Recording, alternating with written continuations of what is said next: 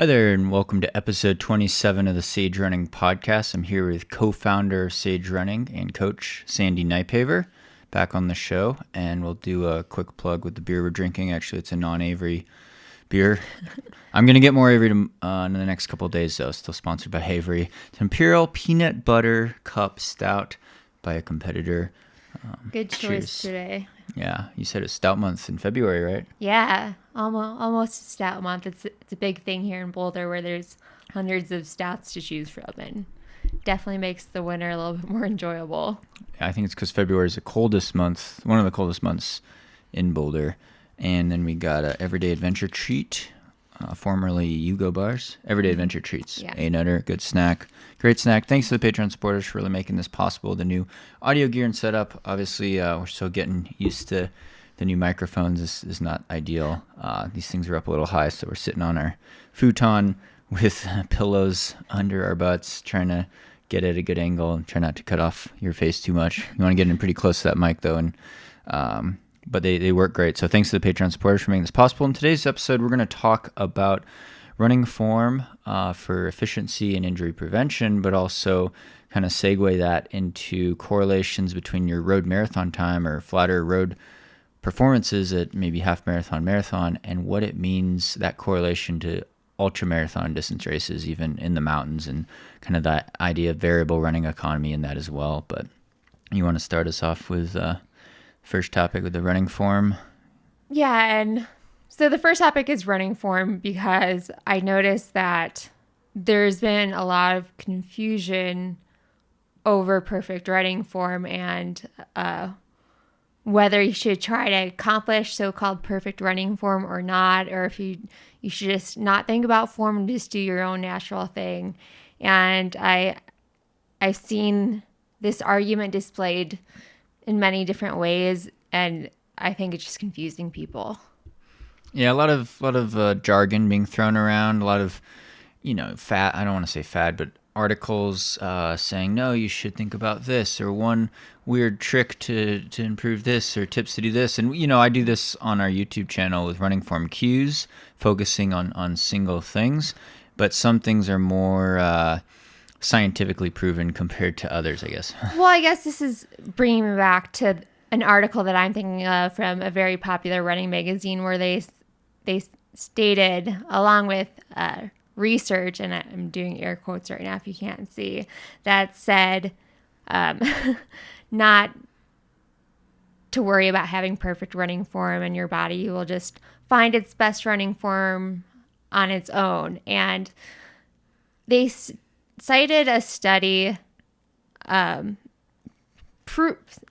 supposedly proving this. But if you take a closer look at the study, I guess what I'll say first, like the study basically said after a week of trying to improve people's running form, that everybody got economically worse and it was taking more energy to run. And the important thing to note with this study was that it was 1 week long. And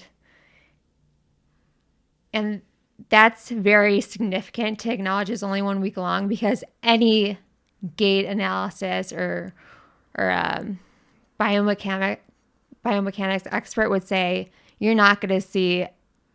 most people aren't going to see any good improvements in a week. And that's because it takes a while for muscles to adapt and get stronger to hold that new running form. So, and I said this in other videos before, that typically when you're changing your running form, you can definitely get slower before you get faster. So when you change your running form, you should never do it before a race, and you need to commit to doing it for weeks at a time. Yeah, that's a good point. Not all studies are created equal. It's all like nutrition studies. It's like, they only went on for a week, small sample size. How do you control for all these external variables, right? And yeah, people overthink things with their form. And like you said, there's this neuromuscular connection, the brain muscle connection. Neurons, new movement patterns, motor patterns take a while to develop, right? You start doing speed training, but maybe it takes a while to really, really kick in. You start doing repeat 400s pretty fast, and the first week you're just tired and extra sore from them. Then the second week, maybe you start noticing that things are a little smoother. But it's not until like the third or fourth week that you're like, okay, I'm used to this. But if you overthink it, your muscles haven't adapted, it becomes more stressful. And in terms of, we're using the word economical or running economy, it's essentially an efficiency measure. So it's are you becoming more efficient at a certain pace, right? If you're running 8-minute mile pace or 4:30 per kilometer pace, I'm not sure if those are actually equivalent. You're running a certain pace, is your heart rate lower for a 10-mile run or 16-kilometer run at that pace on average? How does it change with your biomechanics and your form? And a big measurement of running economy and running efficiency is actually oxygen consumption per moving your body a kilometer. And it doesn't necessarily get worse the faster you're running, because you could cover a kilometer faster amount of time if you're running faster. And some people are more slow twitch muscle fiber, fast twitch muscle fiber. They might actually have better, more economical running form at faster paces. Doesn't mean the fasting pace is easier. It's still going to be harder to run higher intensity 5K pace versus marathon pace, but the idea is efficiency.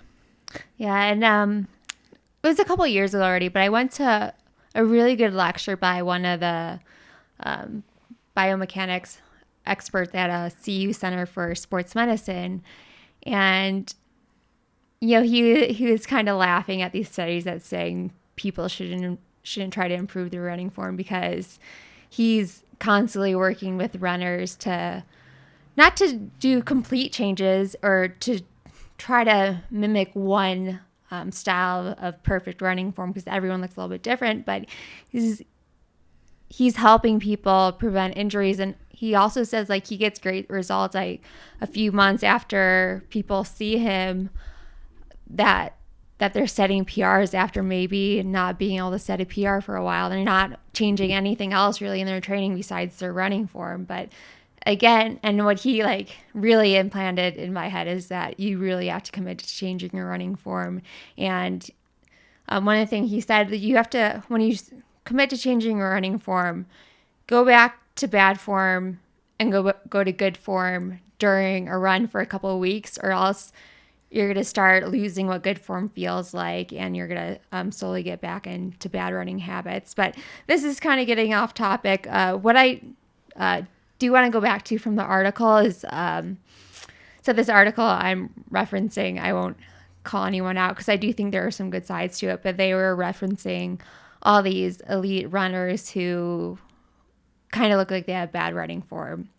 And there are things I think on the surface look like bad running form, but all these professional elite runners, they still had the most important things in common. And that's running tall, engaging with the right muscles at the right time, or engaging your glutes and getting a lot of power, a good cadence, driving through the hips, so bringing your legs straight up and then straight back. And so yeah, there were all these common forms. And real quick, sorry, I will bring up a study by let me think who it is. It was by Chris Napier, who I think is a 2:33 marathoner himself, and where he took, it was a smaller study, but it was still pretty good, a group of runners, and had them increase their cadence, so how many steps per minute they take. And what he found in that study by these runners who increased their cadence is that they had less peak braking force, so just basically the force you're hitting the ground with, and that can help reduce the stress you put on your body and reduce the risk of injury. And so there are a lot of studies too that's saying if you commit to changing your running form over a long enough period of time, that positive adaptations are made. Yeah, I think cadence is a good one to touch on real quick here, because it's the number of steps you take in a minute, and they've done all these studies on it. And Jack Daniels, I'm thinking the reference, especially with elite runners. And your goal is to be more efficient as a runner, but it's also to reduce the risk of injury, because you don't want to get overuse injury, you don't want to get hurt, and then you're not able to train or even come close to your potential in a race. So a lot of things that we found on a flat uniform surface between 5K pace and marathon pace is that most elite runners are very close on average to about 180 steps per minute. Obviously, with the shorter distance races, 5K and below, you're usually talking about even a higher cadence, maybe 190 or higher. For some runners, there's some variation here. And then for the marathon, running at slower paces, definitely maybe closer to 180, but maybe it's 190, maybe it's only 170. And that's become kind of an ideal type of efficiency cadence for the vast majority of people. Now, if you're going out on a super slow recovery jog, way slower than your marathon pace, it might be hard to get your cadence up over 165 steps a minute. That's probably okay. But when you start talking about measuring cadence numbers under low 160s or under 160 steps a minute, it probably means you're overstriding, even at all paces. And if you're overstriding, you're coming down with a higher velocity, a higher impact force, right? And it's taking more energy to leap, to bound between each stride. So the slow cadence is the real dangerous thing, even at slower paces, and especially at race paces. Right, and I was just saying it's typically right around that 165 mark where for the athletes I coach, like I'll start mentioning increasing their cadence if they're around there. Yeah, and you could usually measure this, go out on a run and just count one step, multiply it by 2, or if you're counting your left foot landing for a minute, you'd multiply it by 2 to get your steps per minute rate. And, I go out for a 12-mile run, I'm taking about 15,000 steps on a 12-mile run, 20K run, right? So it's a lot of steps and a lot of impact force. And that's the whole idea with speed work, and we'll get into that periodized training, but doing strides and speed work and sprints is great because when you're sprinting 100 meters, or even if you're running 100 meters at 90% of a sprint, you're probably getting your cadence over 200 steps a minute. So you're actually hyper speeding the legs, and not only getting a high cadence, you're getting a really long stride rate or stride length and extension because you're basically sprinting for 100 meters. But in distance running, it's different. You want that ideal efficiency. It's going to be around 180 steps a minute. And the main things that changes between 5K pace and marathon pace, or to run faster, is that your stride length changes. The stride cadence remains more constant. It varies a bit, and it goes up faster when you run shorter distances. But unless it's a sprint, the main thing that's really changing is that stride length in distance running events. And I think this might be a good point to acknowledge that both of us have been spending a lot of time focusing on little form changes right now because we know how important it is. And we're trying to get the most powerful stride that we can, and also one that decreases, or in my case, is getting rid of pain that I've been experiencing long term in my Achilles. After Achilles surgery, I had pain that never really went away. And so I've been seeing Dr. Conley of Gait Happens. Highly suggest following her on Instagram because she's amazing. And she's been working with me to make some small tweaks on my running form, and my stride and my running is just improving. And I feel like I'm running better than ever because of these little form changes that I'm making. And for me personally, I'm focusing on how I move my foot that I had surgery on, and then also this is a harder one to explain, but basically just using my hip flexor strength to bring my hips just like straight up or knee drive straight forward, and not making sure I'm not wasting energy by bringing my legs maybe like a little out to the side. And this is so slight, like it'd be so hard for somebody else who's not trained to see it, but it's helping me a lot. And my stride is feeling really strong right now because of these form changes.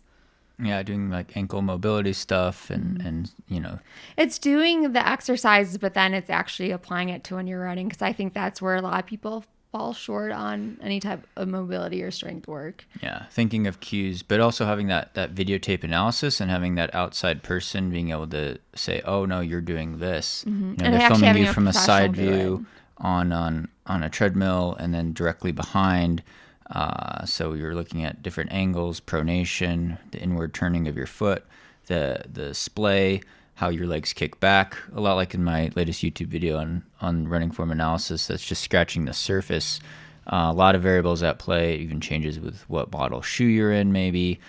weather conditions, obviously with the speed you're running. And you should say that the Achilles tendon injury you had was originally from playing basketball in college. You've kind of had...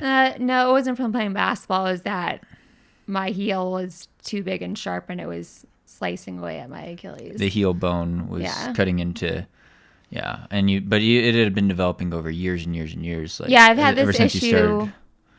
God, I was trying to figure out with Dr. Cullen the other day. It was like 7 or 8 years, and I thought I was gonna have to live with this pain. But I'm learning that with this mobility exercises and these slight form changes, like I can actually run with zero pain. Maybe hopefully this year. I'm pretty stoked about it. So, highly suggest if you're constantly getting injured or running through pain to get this checked out. Yeah, and so that's a good touch on the biomechanical, some genetic things that we're predisposed to have that crop up when you've been distance running. Like, I've been running year-round for 20 years now, distance running, never had an overuse injury take me out for more than a couple weeks at a time, knock on wood here.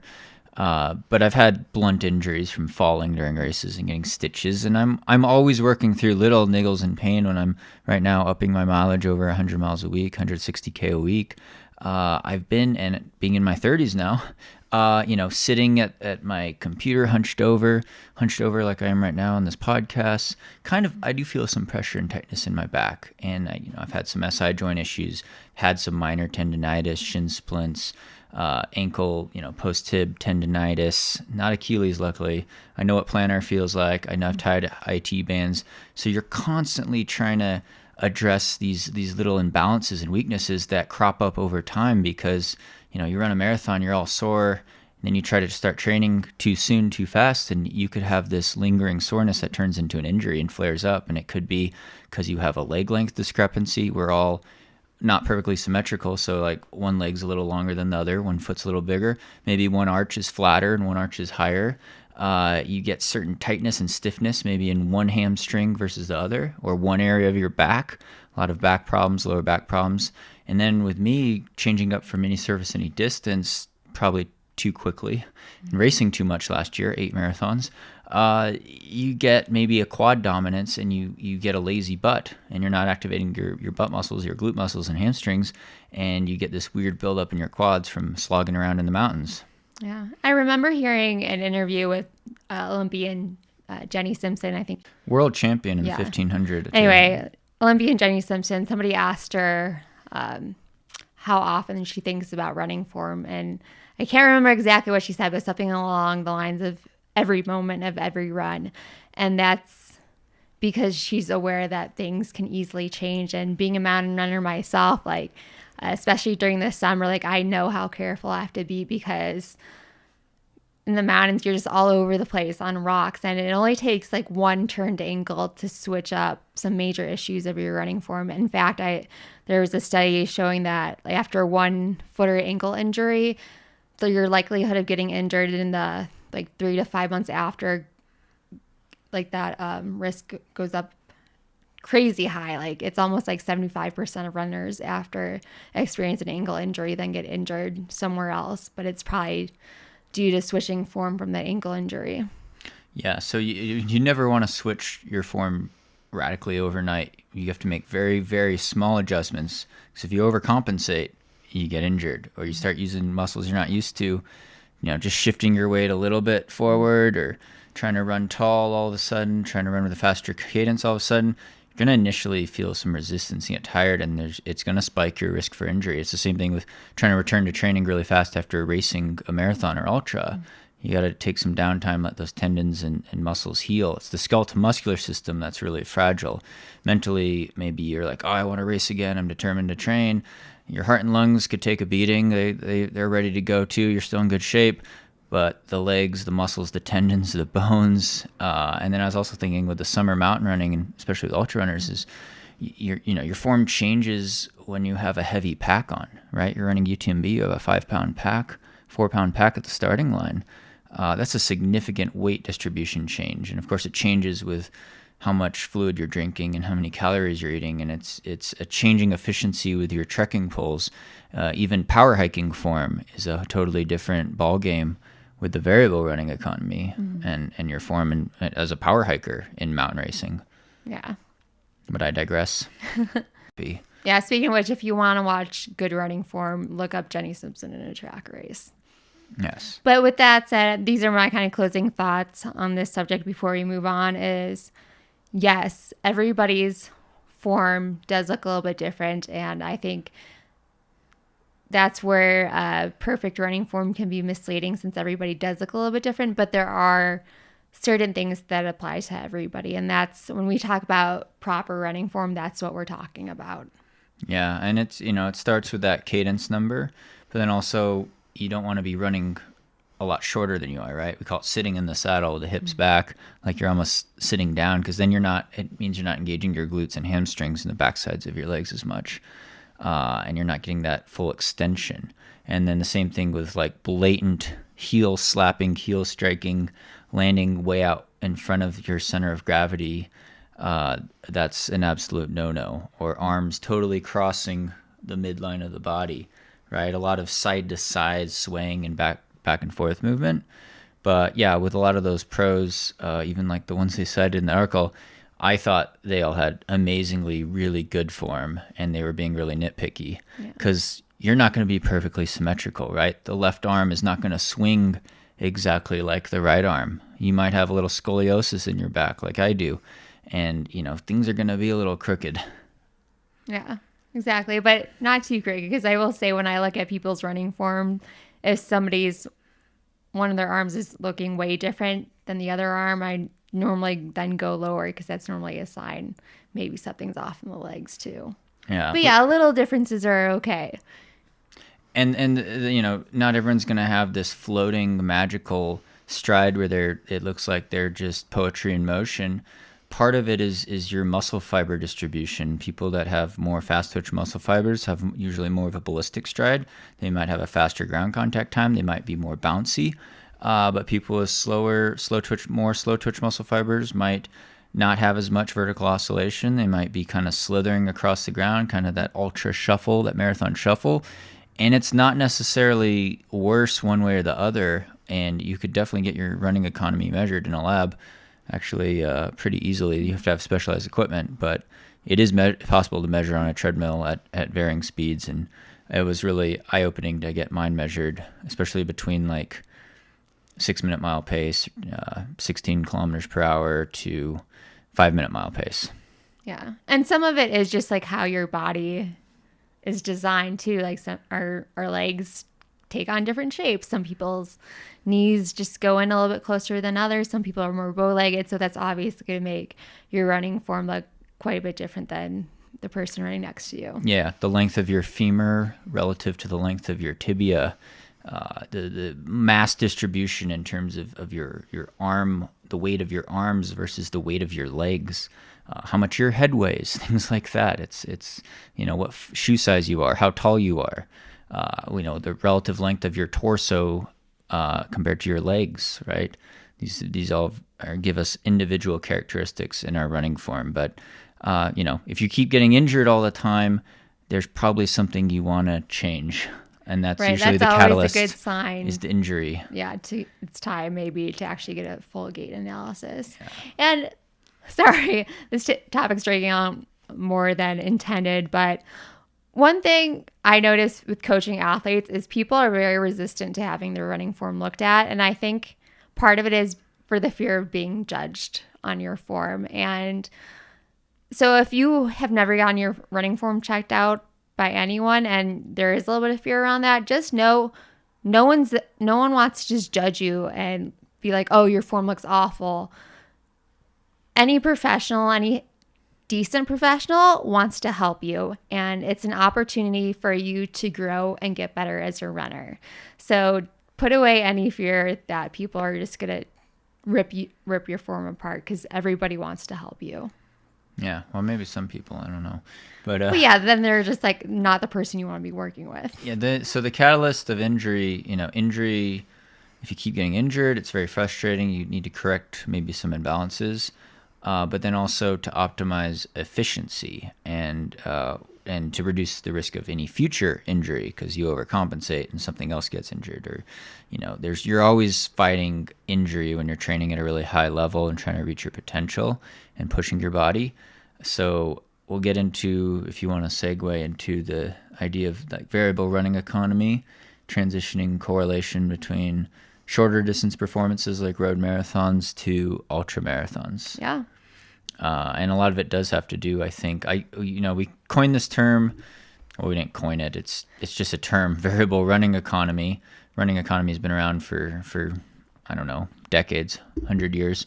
But the variable running economy is the idea that, and we have a whole chapter in our ebook, The Sage Running Secret, A Guide to Speedy Ultras, is, are you a Mustang or a Prius, right? What's your efficiency number?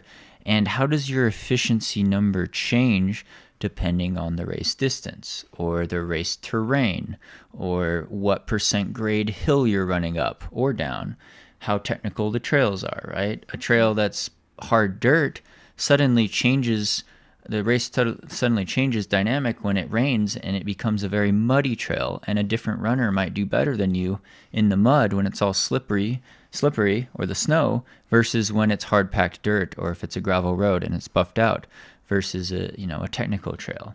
Like, how efficient are you at climbing up a 5% grade hill on a treadmill versus 15%, or even power hiking up 20% grade? So the idea is that your efficiency is constantly changing in a lot of trail races because of the hills, because of the nature of trails changing, because of weather conditions that affect trails more than road usually.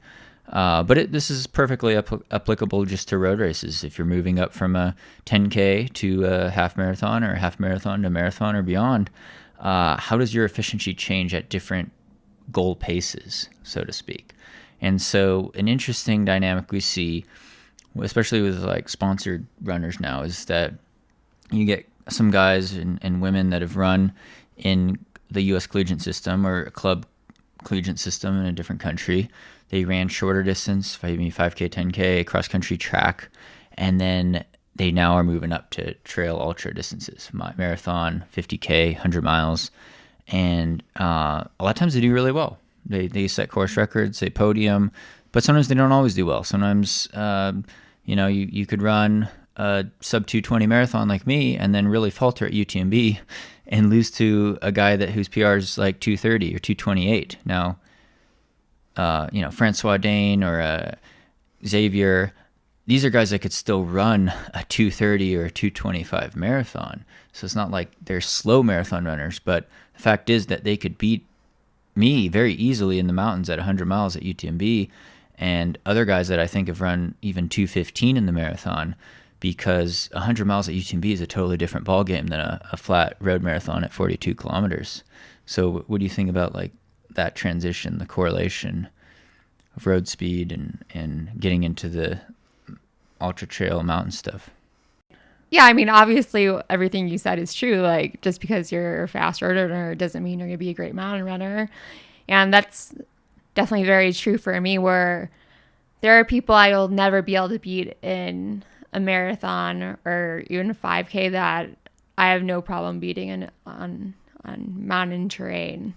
Yeah, you've raced a lot of women that were very top runners in college, but you put them on a technical trail and it's a different ballgame. But I think it comes back to a learned skill, much like running form. You could learn to navigate technical trails better. You could get that mind-body connection, like skiing down a technical slope or riding a mountain bike down a technical slope trail. You learn how to move your body side to side and to shift your body weight and to avoid obstacles and rocks. Sometimes you learn the hard way like me and you fall and get stitches. And sometimes, on the surface I say, I'm never going to be a really great technical downhill runner like a Kilian Jornet or someone. But why not? That's my question. Like, why can't you train that skill enough where you improve significantly at it? Because I feel like I've trained that skill over the years and I'm significantly better than I was even like 2 years ago at technical trail running. Yeah, I think everyone can improve a lot, but even if I improve a lot, I'm still not like a Kilian on a technical downhill. Part of that is because I don't take as much risk. Mm-hmm. and I'm not as comfortable in a mountain environment with exposure.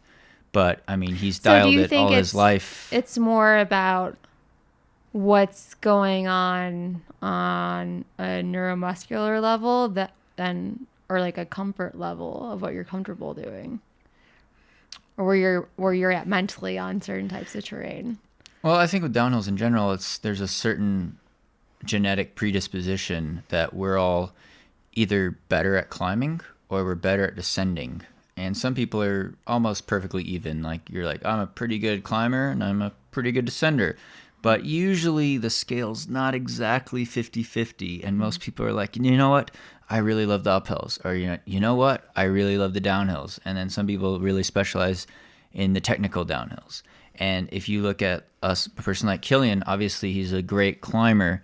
He's an incredible climber. He's very good at especially in steep stuff and mountain stuff.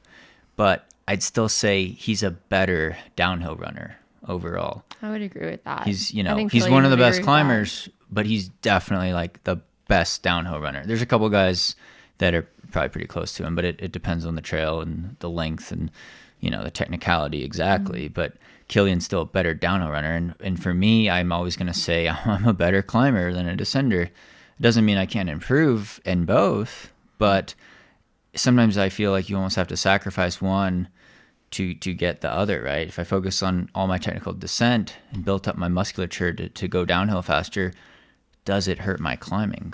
That's the question. It's the same thing with, okay, if I'm going to focus just on mountain racing, long distance mountain racing, and technical trails, is it going to hurt my road marathon speed when I'm trying to run an Olympic trials qualifier and run under 2:19 in the marathon again?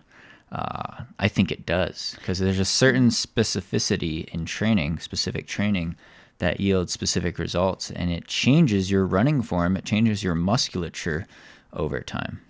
And I think what you just touched on is something we notice with the athletes we coach and ourselves a lot, where it's easier to go from road training to mountain training than going from mountain training to road training. It's harder to get that speed back on the roads.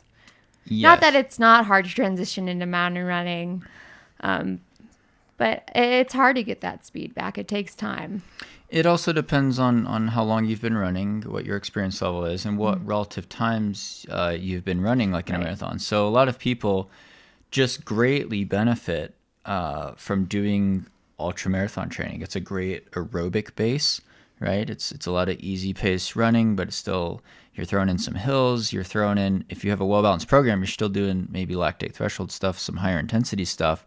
So then what we see with like people in our local group, Rocky Mountain Runners, they go out and run Boston Marathon, they could crack 3 hours. A lot of ultramarathon runners who aren't professionals, they're not on contract, they work full time, they train, they take it seriously, they have a lot of fun. They do 100-mile ultra races, then they switch it up, they do a road marathon. They still are maybe setting their PR in a road marathon, but part of that's because they haven't focused on just the road marathon. Whereas for me, like coming out of college, I was focused on the road marathon for 3-4 years. Well, I'm including my college years when I ran marathons, but then 3 years after college, just running half marathon on the roads, I totally was dialed for that training. And people are like, Sage, why can't you come back to the roads now and run a PR? I'm like, well, I'm not going to focus for 3 years on the roads, especially coming off of 5K, 10K track running at university level. So, it's harder for me to run 2:19 now because I'm not spending years and years just training on the roads for a marathon, especially a flat marathon. Whereas before it was different, and I've kind of tapped out my potential more in the road marathon, maybe compared to someone like you, who maybe hasn't run 14 road marathons and really focused for years and years and years. So that's a significant point. I have at least 2, maybe 3 athletes who have ran their first 100-miler and decided to go for a fast marathon within a couple of months, and they got their marathon PR. So yeah, that's definitely a significant point that you brought up. Yeah, but it depends on the nature of the race too, right? If you're training for, a really technical power hiking, hilly, massive vertical 100-miler, and then you're trying to run a 10K PR on a track the next month, might be a little bit harder. Whereas if you're training for a more runnable 100-miler, and then you're transitioning to a road marathon or half marathon, And, part of it's genetic, part of it depends on the time period too, whether you have 1 month or you have 3 months. You could definitely do it, but it's how much potential have you scratched, right? Right, exactly. I just had to clear my throat there for a second. So yeah, there's a high correlation, I would say, especially with experienced road marathon runners. When they've run these, you've gotten fit, you've run dialed in your performance at a road marathon for a number of years, run fairly high mileage, talking at least over 60 miles a week, 100K a week, like consistently, maybe for years. You have this marathon speed. It translates very, very well, usually, at least to the 50K, probably to 50 miles or 80K, and mostly to runnable races where there's not technical and there's not adverse weather conditions and there's not 30,000 feet of climbing or 10,000 feet of climbing. And I think, yeah, there are things that could go wrong in ultras that don't go wrong in road marathons, but I think if you plot out the correlations of all these people that have run 240 in the marathon, 230 in the marathon, they generally tend to do really, really well at all ultras, especially the non-technical ones. And if you get down into the elite level, the sponsored athlete type of level, for guys, talking about guys that run, under 230 in the marathon, but they specialize in ultras, sometimes the 230 guy beats the 215 guy. And can we say, okay, so there's a lot of really great East African marathon runners who run like 205 or 208. Could they come out and smash the course record at a race like UTMB, and would they do really well? I'd say some of them probably could. It would take some specific training maybe, but some of them would not. Some of them wouldn't finish, right? They'd falter because there's the different conditions, the variable running economy of being in the mountains, weather conditions. UTMB is really tough because you have to go all night and it could be really cold on the mountaintop. But, if you have a really fast marathon runner, it definitely helps to have that really well-trained VO2 max, to know your thresholds and to be really dialed in, to be a high mileage trained athlete. But again, maybe if you get your marathon PR down, you could translate that speed into future ultras and do a lot better, because it's like doing speed training, periodizing your year, your season, or your life in running, and taking that up, extending that to the next level. So I think with closing remarks, we could probably talk about how speed training is really the key to improving your form, besides the cues that you're talking about and the extra exercises. But the idea that you have this training schedule that changes over time, and it includes a healthy dose of speed work and higher intensity work, not for the heart and lungs always, not for clearing lactate, but for developing these neuromuscular patterns and efficiency and stride length and cadence. That's going to help you at all distances. Where do you want to start with that about speed work? It's something we have in like all our Sage running plans with the 5K, 10K plan. And we tell people, okay, maybe you're focused on a marathon later in the year, but in the winter you do 5K, 10K training. And then you take a break and then you build up to a marathon. Or the idea that you're always sprinkling in things like strides. You can talk about like strides and hill sprints, because we do a lot of those. Yeah, I think even when we're both in mountain running season, we're still doing strides, hill sprints, and even more traditional road workouts throughout that, just to keep that speed and that good form. And actually, I'll go into what I did before the Rut 50K this year, which worked out really well, is I did realize it was important to get a significant amount of vert in and get good at running technical trails. But I also realized that keeping that speed work was really important. And so what I did, I had weeks with higher amounts of vertical and a more focus on hill repeats and hill sprints. But then the next week I would alternate, and I would keep my runs a little bit flatter and do more flat road workouts. Yeah, and you should say she set the course record, not only won the Rut 50K this past fall, but also set the all-time course record there. So it was a really great performance, high altitude, very good mix of technical trail running, technical mountain running, but also faster trail stuff. So you had to transition into that. Yeah, and then you mentioned strides and hill sprints. Those are things you could do almost year round to help keep that speed. no matter what kind of races that you're doing. And if you're not used to doing them, what studies have kind of shown that you'll get a lot of basic improvements in the first like 5 to 6 weeks. And this is getting tricky to define this because you'll see professional runners or anybody doing 10-second hill sprints to like 30-second strides, and a little bit different things going on between those, but all working on good running economy. But basically what you'll see with that is again, the basic improvements, or a lot of improvements made the first 5 to 6 weeks, but then you might level off, but you need to keep adding that in your training to keep those benefits you received. And that was part of my mistake, I think, last time when I was training for UTMB, is I just totally didn't do very much speed work at all. I gave up the high intensity hill repeats, even like the 1 minute hill repeats. I wasn't doing strides. I was slogging around, super high mileage, some pretty good vert, but not getting that intensity up and that fitness. And it wasn't just the VO2 max power, because you don't need a lot of VO2 max power usually for an ultra unless you're huffing and puffing up a hill. It was trying to stimulate the muscle fibers in the legs. The fast twitch muscle fibers were going dormant basically, because there was none of this high intensity stuff. And so the strides are training you at a neuromuscular level, and we're talking about 4 to 6 times 100 meters or 4 to 6 times 20 seconds on an easy day. These aren't hard workouts. They're supposed to be kind of relaxed and fun, but they're near sprints.